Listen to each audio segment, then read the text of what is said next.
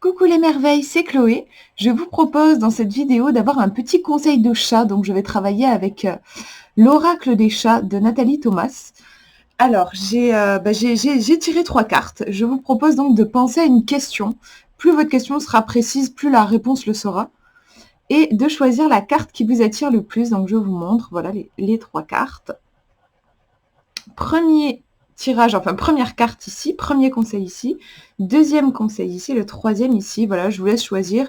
Si vous voulez en choisir plusieurs, c'est possible aussi, mais bon, je trouve que c'est plus simple d'en choisir une, ça va vraiment focaliser l'énergie en fait. Voilà, donc je vous laisse vous concentrer et hop, vous pouvez faire une pause d'ailleurs si ça vous aide, et je vous montre les cartes. Donc la première carte, on a la carte du contact, donc on a plein de chats qui sont en train de se faire des câlins, qui sont très proches. Donc je vais déjà commencer par travailler avec l'image et on regardera ensuite le livret, ce qu'il nous dit. Moi, je ressens tout de suite cette idée de contact, oui, dans le sens contact, ne pas rester seul, le fait de... Moi, je ressens le côté l'union fait la force. Par rapport à votre question, je pense que ça peut être intéressant d'aller vers les autres, de ne pas rester tout seul dans votre coin, d'aller pourquoi pas demander de l'aide, ou créer des partenariats, oser vous montrer, oser parler. On a cette idée de communauté, je trouve, qui est présente dans le dessin. Ensuite, si on regarde un petit peu plus précisément, c'est des chats qui se font des câlins. On a un côté très douceur. On n'a pas sur l'image, je sais pas, un chat qui est en train d'être observé par plein d'autres chats qui le regardent avec respect et une certaine distance, comme s'il y avait une hiérarchie. Dans cette carte, il n'y a pas de hiérarchie. Tous les chats sont vraiment ensemble. Il y a beaucoup de douceur et de bienveillance. Donc ça peut être ça aussi. On vous demande de faire preuve de bienveillance, de douceur, d'être chaleureux, d'être gentil aussi avec vous et avec les autres. Voilà, de faire preuve de douceur, je trouve. On a aussi un autre aspect dans le contact, c'est le côté corps. Par rapport à votre question, il se peut que le corps soit important. Du coup, ça va être déstresser, revenir dans l'ici et maintenant, revenir, oui, dans le toucher. Ben, vous demandez, par exemple, là, moi, je suis en train de faire cette vidéo, mon ordinateur est posé sur une table. Ben, toucher la table, tiens, je vois qu'elle est plutôt froide, et puis elle est lisse, et en même temps, je ressens, c'est une table en bois, et je ressens les nervures du bois. Voilà, en fait, revenir dans le corps, ça va permettre de lâcher un petit peu les pensées qui tournent. Donc, par rapport à votre question, c'est vraiment une carte qui est très positive, mais qui est plus, voilà, dans la douceur, le lâcher prise, le prendre soin, en fait. On va regarder maintenant le livret, ce qu'il a envie de nous conseiller, ce chat. Enfin, ces chats, pour le coup, parce qu'il y en a plusieurs sur la carte. Alors, c'est le contact. Trop occupés par le tourbillon de la vie, nous nous perdons dans nos pensées, nos anticipations. Il faut tout planifier et ne rien oublier, nous ne touchons plus terre. Attention à l'atterrissage, celui-ci risque d'être douloureux. Votre corps est le seul que vous aurez, prenez-en soin. Donc vous voyez, il y a ce côté corps qui est très présent. Reconnectez-vous avec votre corps, le temps de quelques respirations. Concentrez-vous sur le toucher, sur les sensations physiques ressenties. Comment sont vos appuis au sol? Quel muscle est tendu et quel muscle est relâché? L'air est-il frais sur votre peau ou vous réchauffe-t-il? Le coussin sur lequel vos mains sont posées est-il doux et moelleux? Laissez-vous envahir par cette sensation d'ici et maintenant. Prenez le temps de tout ressentir, chaque partie de votre corps. Le contact est comme une encre. Et en petite phrase, on a « restons présents » ici. Donc vous voyez, il y a ce côté lâcher le mental, je trouve, dans cette carte, pour revenir à l'essentiel, revenir dans le corps, et aussi revenir dans les ressentis. Plutôt, encore une fois, que de faire attention à nos pensées, à nos jugements, tout ça, revenir dans le corps. Qu'est-ce qu'il est en train de me dire, mon corps? Est-ce que je ressens un inconfort? Est-ce qu'au contraire, je me sens bien? Voilà, revenir dans cette réalité-là. Je vous montre la deuxième carte pour voir quel conseil apparaît pour vous. Alors, on a la carte de la boîte, je la connais pas, donc je vais faire à l'intuitif déjà sur l'image, mais ça va peut-être être très différent de ce qu'on aura dans le livret. On a un chat qui est en effet, oui, dans une boîte. On pourrait, si on n'avait pas vu le titre, je trouve on pourrait penser qu'il est comme en lévitation, limite, comme si c'était une fenêtre, en fait, qu'il était en lévitation dans cette ouverture de la fenêtre. En tout cas, cette boîte, on a l'impression qu'elle n'a pas de fond. C'est comme si c'était une porte vers un au-delà, vers quelque chose d'autre.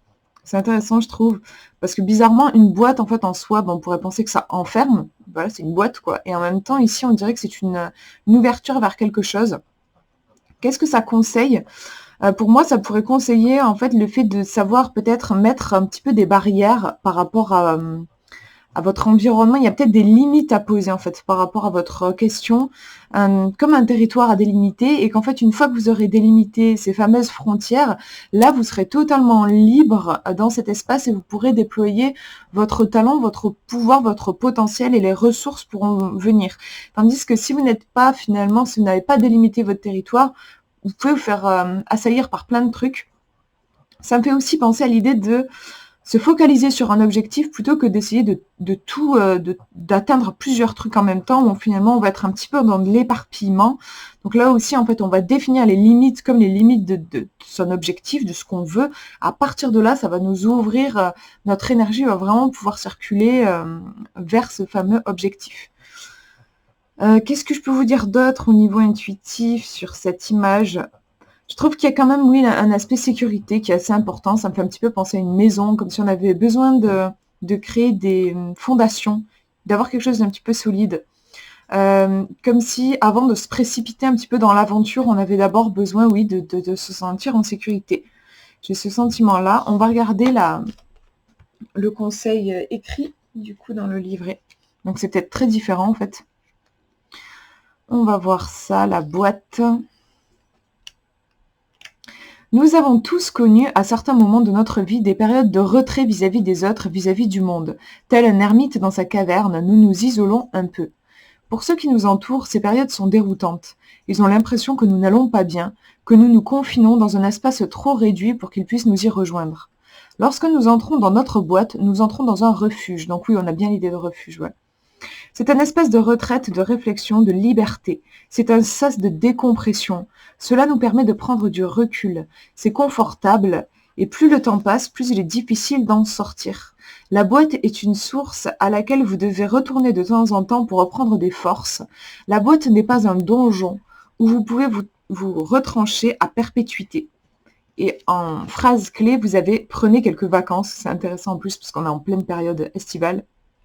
Donc là, oui, au niveau du texte, on vous dit quand même de prendre du recul, voilà, si je vous dis quelques mots-clés, on a refuge, retraite, réflexion, décompresser, prendre du recul, voilà. Après, en effet, on vous dit attention que votre sas de décompression, votre petite bulle, attention à ce que ça devienne une bulle, mais pas une prison. C'est toujours une question d'équilibre, en fait. Mais comme ici, on a un conseil. Je pense qu'on vous demande plus, je pense qu'on vous dit que vous avez besoin de vous ressourcer, que vous avez besoin d'établir ces fameuses limites. On va regarder la troisième carte maintenant. Conseil d'un petit chat bleu. Elle est très jolie cette carte, enfin, j'aime beaucoup le bleu, je le trouve vraiment magnifique celui-ci, un bleu vert. On a un chat qui est, alors, nourriture, on peut se dire qu'il est en train de manger, comme il y a aussi le côté bleu, sinon on peut se dire qu'il est en train de boire. En tout cas, voilà, il est en train soit de s'alimenter, soit de s'abreuver, mais il fait rentrer quelque chose dans son corps pour se faire du bien, parce qu'on a des besoins en tant qu'être incarné, on a des besoins physiques. Donc il nourrit ses besoins, en fait. Il est en train de nourrir ses besoins.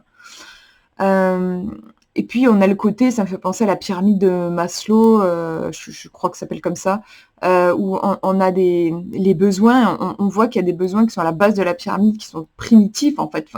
Avant de nourrir des besoins de reconnaissance, par exemple, de spiritualité, tout ça, on a quand même avant tout besoin de se nourrir.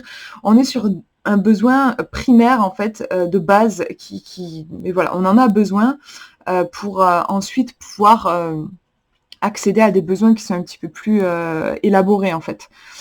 Donc, qu'est-ce que ça peut vous dire ici? C'est une carte qui peut-être peut vous attirer votre attention sur ce que vous êtes en train d'ingérer. Alors, c'est pas forcément sur le plan de la nourriture, en fait, j'aime bien voir ça au niveau symbolique. Qu'est-ce qui est en train de vous nourrir actuellement? De quoi est-ce que vous vous nourrissez? Est-ce que vous vous nourrissez peut-être d'informations qui sont stressantes pour vous? Je sais pas, peut-être que vous vous nourrissez d'obligations, de choses que vous vous sentez obligé de faire. Voilà, qu'est-ce qui peuple votre vie majoritairement? De quoi vous vous alimentez symboliquement en fait? Et si en vous posant cette question, vous vous rendez compte que vous êtes en train d'ingérer des choses qui finalement ne vous font pas du bien, ça peut être du stress, de la tension, eh ben, il s'agit en fait de rediriger et de vous nourrir plutôt de choses qui vont vous faire du bien. Donc par exemple, je sais pas moi, de la musique douce, de belles choses. Moi, j'aime bien regarder de belles photos sur internet, voilà. Par rapport à votre question, en fait, je pense que ça vous demande de retourner à la base, puisqu'on est sur les besoins un peu primitifs. Rechercher la base par rapport à votre question, il se pourrait que peut-être, en fait, il y ait une base qui soit peut-être pas forcément adaptée. Des fois, on se pose pas les bonnes questions, je sais pas, ça peut être par exemple, comment est-ce que je peux réussir à être sur tous les fronts, voilà, parce que j'ai l'impression que ma vie m'échappe.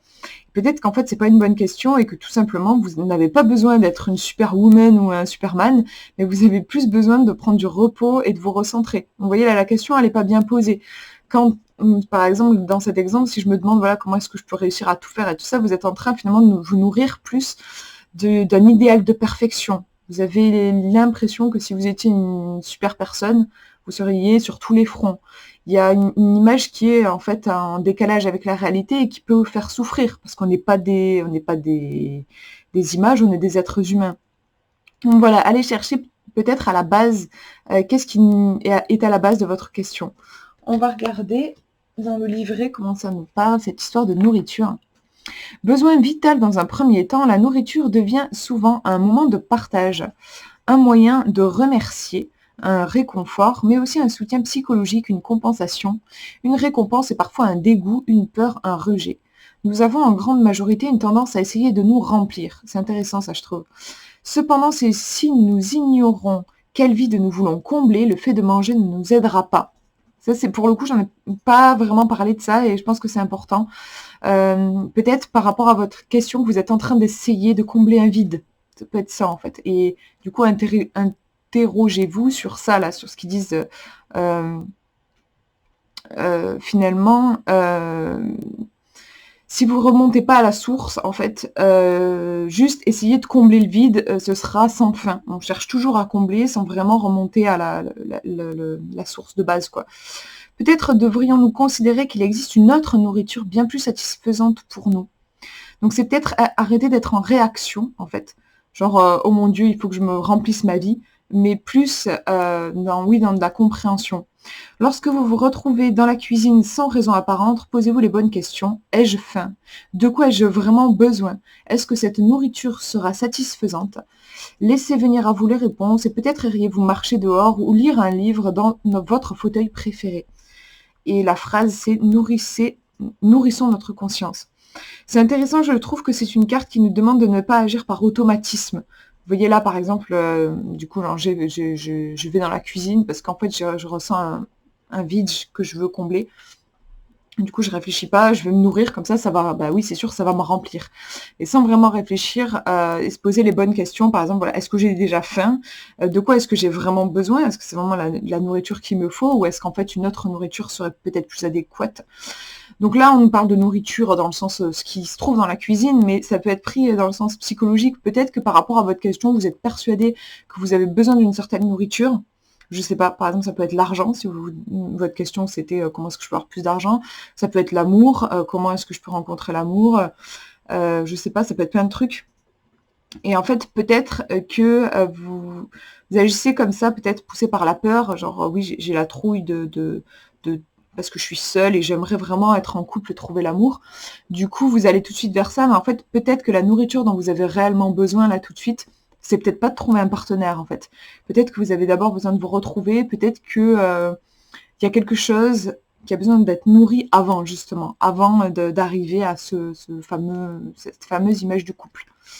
Voilà pour ce petit tirage de chat. J'espère que ça vous aura parlé. N'hésitez pas à me dire en commentaire. Moi, je vous fais de gros bisous.